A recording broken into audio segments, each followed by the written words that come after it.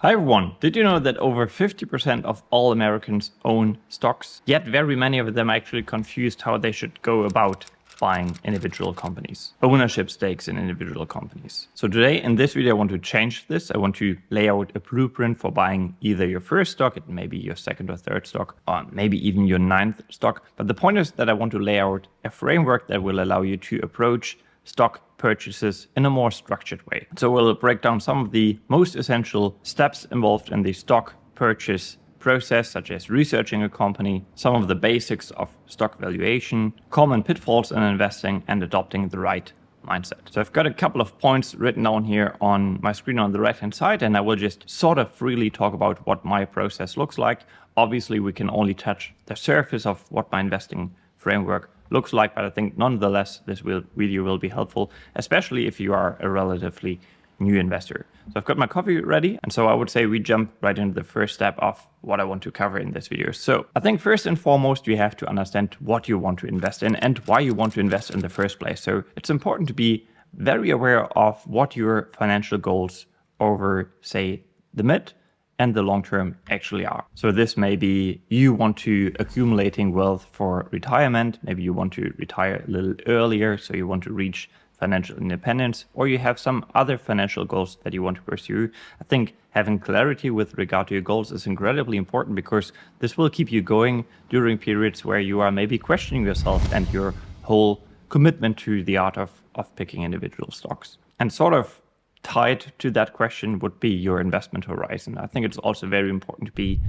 very clear about how long you plan to invest for, because if you do decide to invest into stocks, you have to approach this endeavor with a long-term mindset. I think there's no point in investing into the stock market, be it through an ETF or individual companies, if you plan to withdraw that money, say in a year or 3 years from now, because obviously, and I think most of my viewers will be aware of this, stocks are certainly more volatile than other asset classes. And I believe that if you have a long-term investing horizon, volatility itself doesn't represent risk. But if you are forced to liquidate a holding, say after 3 years, well, then all of a sudden volatility turns into a very real risk. And I guess another aspect that should be mentioned in the context of volatility and risk is that you have to understand your own temperament. Obviously, volatility can also represent a risk if you have a hard time being unaffected by volatility. Say your portfolio drops 20% over a 6-month period.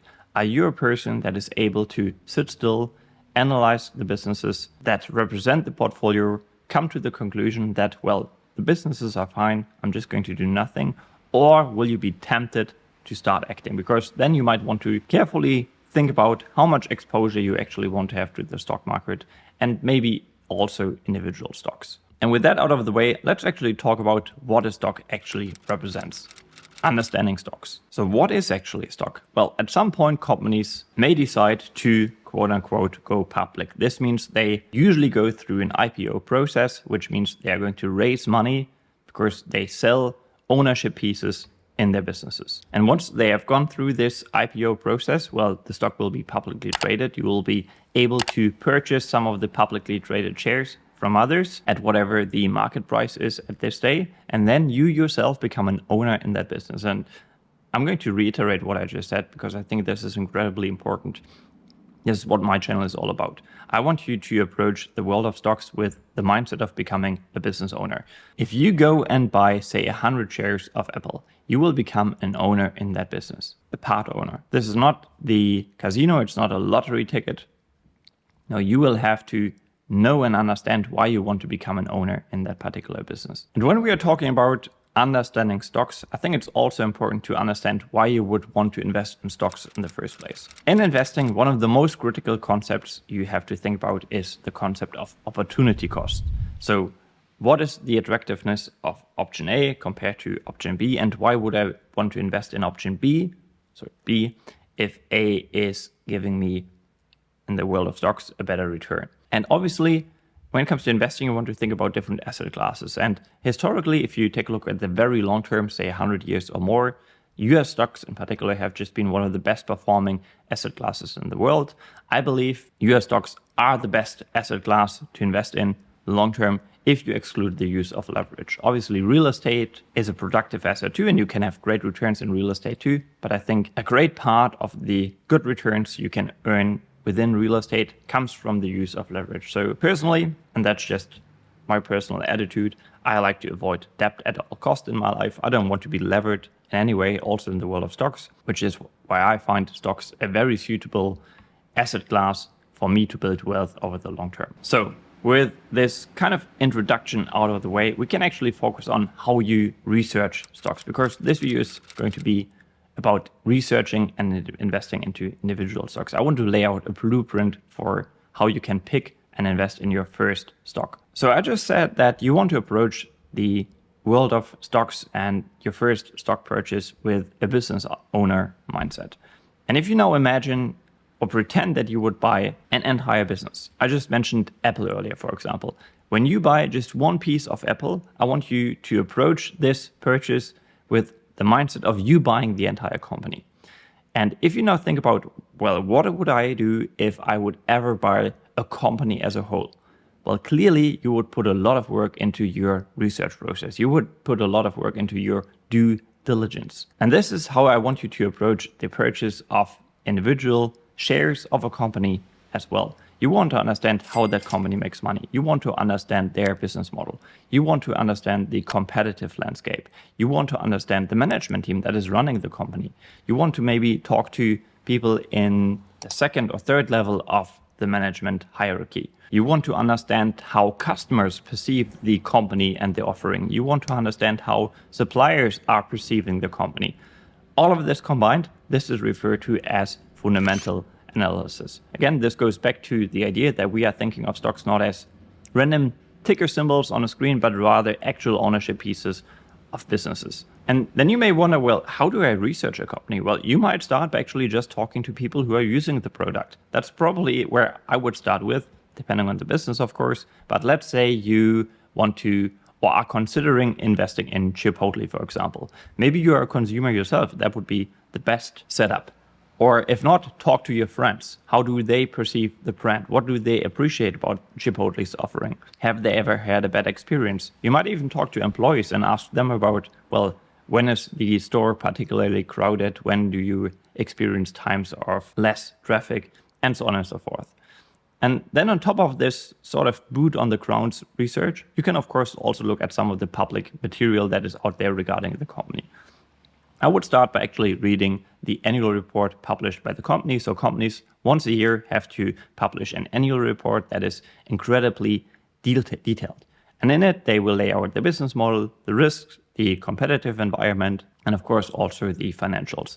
And at first, of course, reading an annual report can be quite overwhelming. But if you have done it a couple of times, you will be able to identify which parts of the annual report actually relevant. You will be able to skip certain sections. You will be able to skim read parts that may be important, but maybe not important as the most important parts of the annual report. And yeah, I would just encourage you to sit down for an hour or so and do 1 hour of focused reading to truly understand, well, what is this business actually doing and what sets it apart from competition. Now, on top of an annual report, companies also publish quarterly reports. If you want to go the extra mile, you can also listen to earnings calls. Nowadays, there are even apps that basically allow you to earnings calls almost like you do to a podcast. You can, of course, try to find write-ups online. You may want to find fund managers that have discussed or pitched this idea in one of their fund letters. There are many ideas. But as this is your first stock purchase, I don't want to overcomplicate things for you here. I think if you talk to people who use the product and read the annual report, and later we'll get to the financials, if you look at the numbers, this is probably all you need to buy your first stock. Because I think the way you should approach your first stock purchase is you're not immediately going to plow your entire net worth into this position, right? So treat it sort of as, I want to say play money, but maybe that's the wrong term. But what I'm trying to say is you will get better over time. And at some point you have to take that first step and buy your first stock. And you will probably miss things. Your analysis will be flawed, but that's how you improve.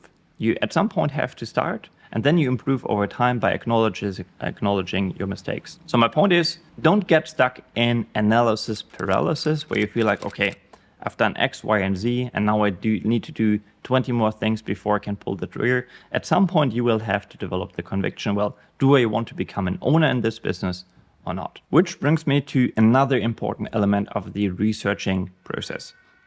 Personally, I believe most retail investors will be best off by investing in high quality companies. Why is that? I recently listened to a podcast and they summarized it this way. You basically want to maximize your quote unquote beach time and minimize your quote unquote stress time. And what the podcast hosts were referring to here is obviously you can construct a portfolio of companies that are so-called turnarounds.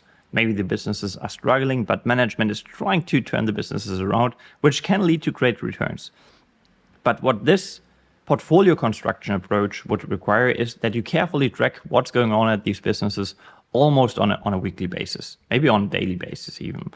If, on the other hand, you build a portfolio of companies that are of super high quality, where you have a high conviction that 10 years from now, they are still going to be around and that they are going to earn more in profits in 10 years than they do today, well, you can approach it with a much more laid back mindset. You want to track maybe quarterly if the businesses are still executing, if the investment thesis is still intact, but that's really all you need. And oftentimes the trajectory of super high quality companies is trending upward for a long period of time, and really not a whole lot of activity from your side is needed. In a way, the most active decision you will have to do here is to do nothing, which is easier said than done. Let me say this right here. So you might wonder, what is a high quality company? Well, a high quality company is defined by very different elements, broadly speaking, and we have to simplify it here a little bit. You have to think of a concept of competitive advantages. Most high quality companies have some kind of structural advantage that allows this company to raise prices at a rate higher than inflation. This is not true for all companies. There are also scale advantage companies that are sharing some of the scale benefits with their customers, which means they are not necessarily using their competitive advantage to raise prices. But many businesses, like Apple, for example, this is the prime example for a company with pricing power.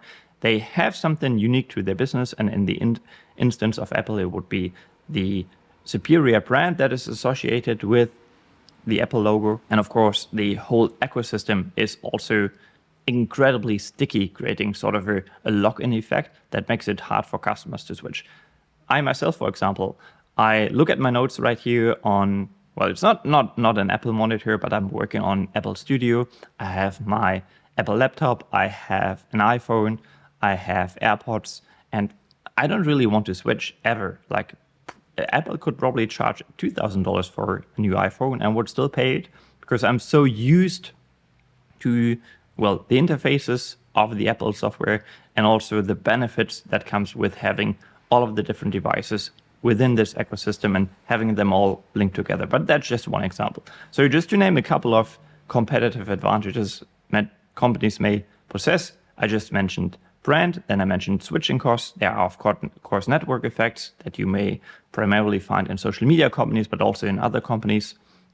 There are scale advantage companies, and then companies may also possess some sort of intangible assets, like, for example, patents or particularly valuable IP. If you think of video game companies, for example, that is just incredibly hard to replicate for competitors. And maybe I should mention one more thing here. So I was just talking about how competitive advantages may enable businesses to raise prices at a rate that will create value for shareholders. I guess one other crucial element when you consider or think about business quality is the return they can earn on reinvestments. And sort of tied to this is also the concept of growth.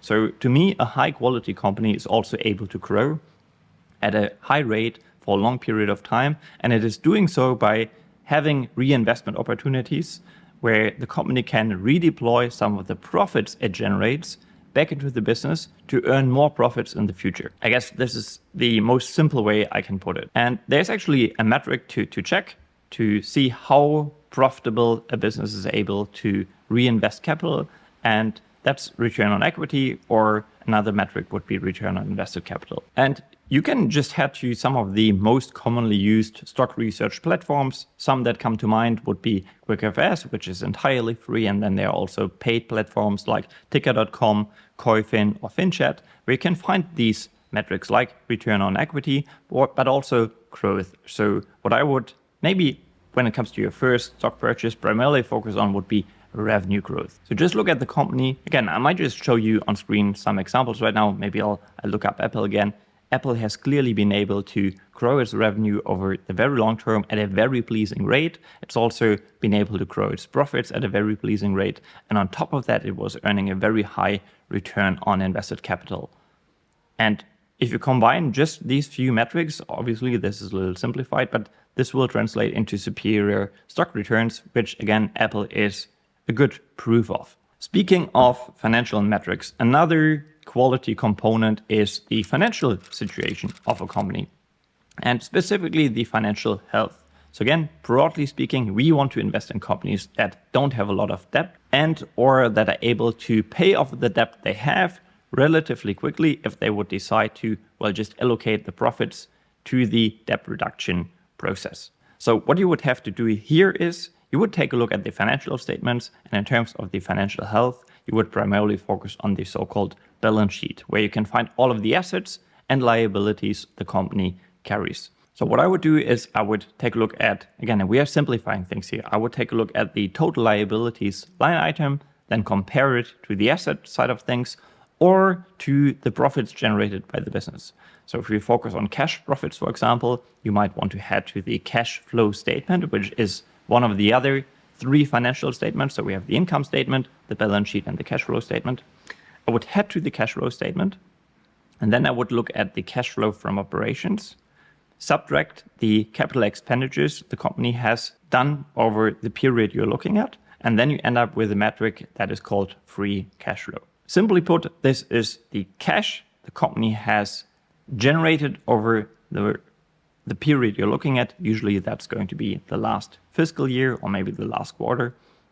What I would suggest you look at metrics on an annual basis. So this may be their fiscal year, or you basically add up the metrics for the different quarters. This would be referred to as last 12 months. And what you want to do is how much cash does the company have available to the debt reduction? Again, this is the free cash flow.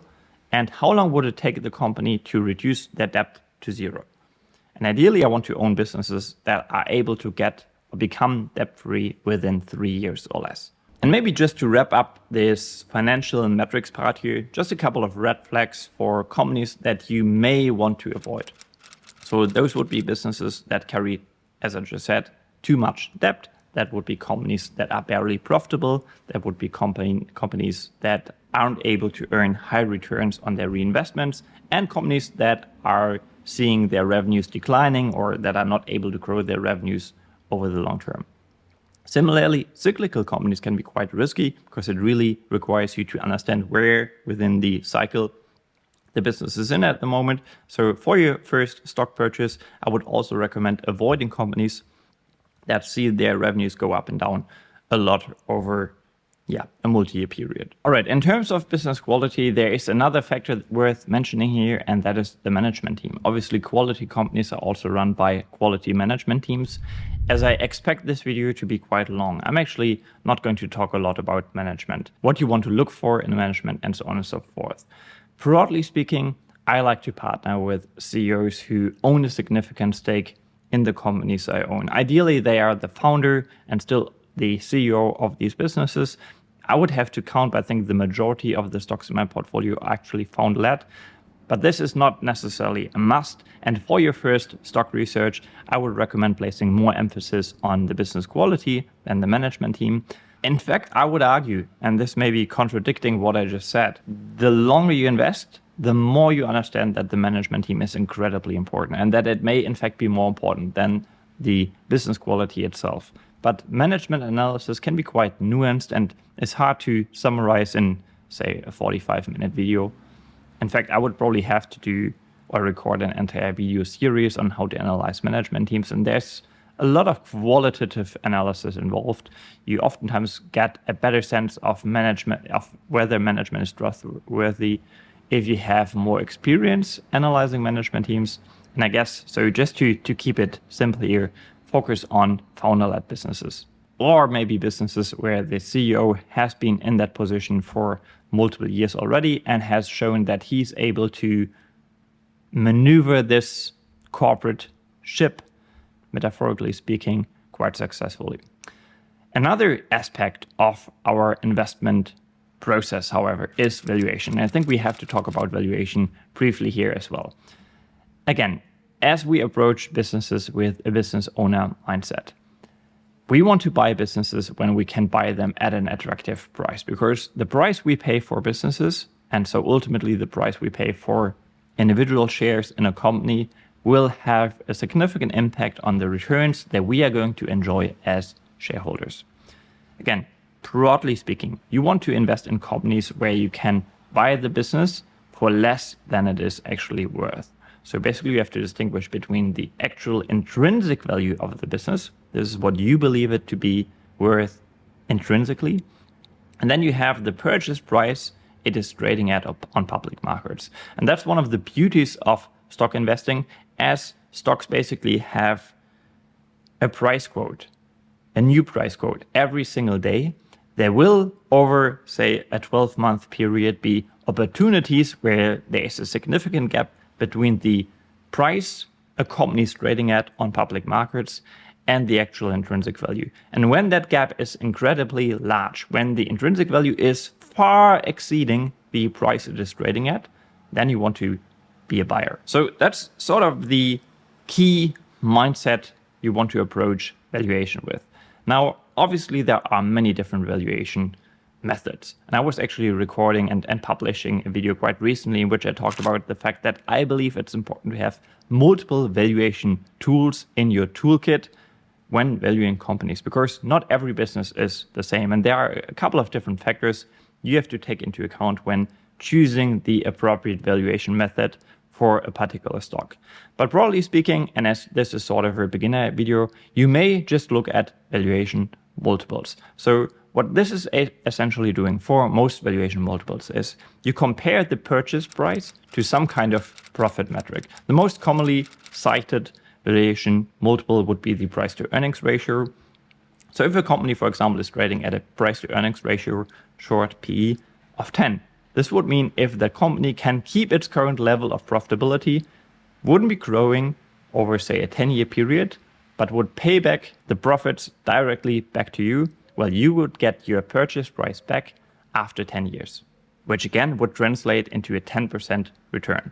So again, broadly speaking, and I'm highly simplifying things here, the lower the valuation multiple a company is trading at, the cheaper it is. But of course, as I just said, this is highly simplified because there are other variables you have to take into account. I'll just name or list two here. One would be growth. Of course, a company that's trading at a PE of 10 that is not growing over 10 years can be more expensive, now please listen carefully, than a company that is trading, say, at a PE of 30, but that is able to 10x its revenue over the next 10 years. So of course, growth is one key component of the valuation equation.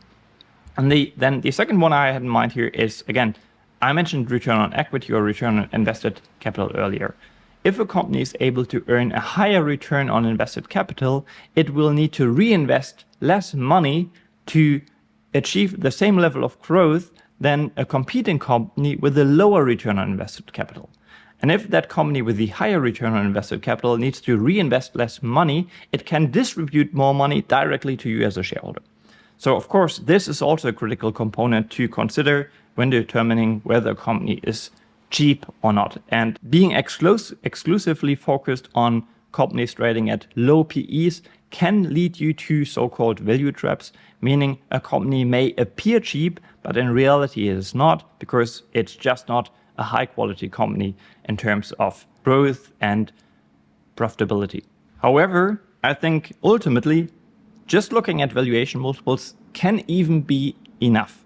If you stick to just buying high quality companies that are trading at low valuation multiples, I can totally see you beating the market. The tough part, and that's maybe a good transition to the next chapter I want to talk about, the tough part will be to wait for attractive investment opportunities, because high quality companies, they quite rarely trade at very attractive valuation multiples. If you look at a stock like Adobe, for example, which clearly is an above average business. And take a look at the price to earnings ratio this company was trading at, say, over the last decade. You will see that very rarely it was trading at a low multiple. So the tough part is to wait for one of these high quality companies to trade at a price that gives you an attractive entry opportunity. Again, 2 examples I like to reference here because they are well-known companies would be Apple and Microsoft. Apple and Microsoft, as of today in 2024, they are trading at quite high valuation multiples. Now, go back a couple of years to the early 2010s, and both companies were actually trading at a low teens price to earnings multiple. If you bought these businesses back then at this price, you enjoyed great returns. And why is that? Well, first of all, because the companies executed, they were able to grow their profits and revenue, so their top line, at an above average rate. But on top of that, you also enjoyed some return from the expansion of the valuation multiple, meaning the fact that the companies or these 2 companies now trade at a higher multiple than they did back then, that's another tailwind to your investing returns. So mastering your investing psychology, sitting still for a long period of time and doing nothing. This is incredibly hard. Sitting still when stocks are moving around significantly, not acting on fear of missing out that you may be sensing from time to time, not acting on the urge to sell a position after it's down 30%, just because it really almost physically hurts to see your money decline. This is sort of a skill that you will have to master as well. All right, now there's another chapter I actually want to include in this video, and that is how do you actually execute your first stock purchase. Clearly, you will need a brokerage account. And you may wonder, well, Rene, where should I start open my brokerage account? And broadly speaking, for your first stock purchase, it doesn't really matter. If you're getting into investing for the long term, I would recommend you choose a broker that gives you access to a lot of securities all around the world. Many securities don't give you access to, say, buying stocks in emerging markets, for example. Or maybe even, I know that there are brokers in Germany that don't allow you to buy stocks on US stock exchanges. So if you want to invest for many years, I would suggest look for a broker that, well, as I just said, gives you access to pretty much the whole spectrum of securities you can invest in. Then, of course, the user interface is also important. Maybe choose a reputable broker with a good image, with a good customer service. Those are factors I would take into account here. And then once you have opened the brokerage account, you will have to look for the company. And then one distinction that I think is important to be aware of is there are different order types. The 2 most commonly discussed order types are market orders and limit orders. Basically, a market order is an instruction to the broker to just buy the stock immediately, almost at whatever price, while a limit order, and this is the order type that I would recommend here, will only buy the stock if it is trading at a predetermined price. A price that is specified by you as the investor. And this goes back to valuation. You believe, say, stock X is worth $10. The stock, however, is trading at a price of $5. Well, then you would be willing to pay $5 a share to become an owner in that business. And then, and this is going to be the last chapter of this video, you obviously also want to monitor your purchases after your stock purchase. You want to monitor whether your investment thesis is still intact. Is the business doing well? Is the management team executing? Is it maybe able to reduce its debt load? And you do that by just tracking their quarterly results, by tracking what the company is publishing with regard to their business operations. And then you may want to reassess your opportunity every once in a while. Earlier said, you have to be aware of the concept of opportunity cost. Obviously, this concept doesn't only apply to choosing between different asset classes, but also choosing between different individual stocks. Always reassess whether this is one of the more attractive opportunities out there in the market. Or if not, you may actually consider selling a position. Obviously, there are tax implications as well that you have to be aware of. But you might want to sell a position to build a position in another stock, or maybe to increase your exposure in a stock that you already own. But again, to go back to psychology, I want to caution you to be aware of the risk of quote unquote over trading or of being too active in the world of stocks. Honestly, I believe if you are able to sit still most of the year, maybe you add 1, 2, 3, a maximum of maybe 4 positions a year if we are in a normal market environment, not in a broad market sell-off. That's really all the activity you need to generate really pleasing returns over the long term. All right, let me wrap it up here by encouraging you to really take the time to do thorough research on the businesses you are invested in, conduct thorough fundamental analysis, develop conviction in why you believe that business will still be around 10 years from now and why it will be hopefully a better, more profitable business in the future. And I think if you approach businesses with that mindset, you are ready to go buy your first stock. Keep in mind, it doesn't have to be a perfect purchase. You just have to get started. And let me just pitch my mentoring program right here. Obviously, I was just recording some spontaneous thoughts on some of the elements that I think every investor needs to have in his or her investment framework. If you want to acquire the skill set of analyzing businesses in a more structured manner, I recommend you check out my mentoring program. I'll link the website in the comments down below, and you can apply and maybe you jump on a consultation call with me if I do think you are a good fit. We're basically working with a very small group of people all the time, and you will learn, of course, a lot more about topics like competitive advantage analysis, management analysis, financial health of companies, valuation, portfolio construction, portfolio management, and much, much more. Okay, that's it. Let me know what you think of the video. Take care.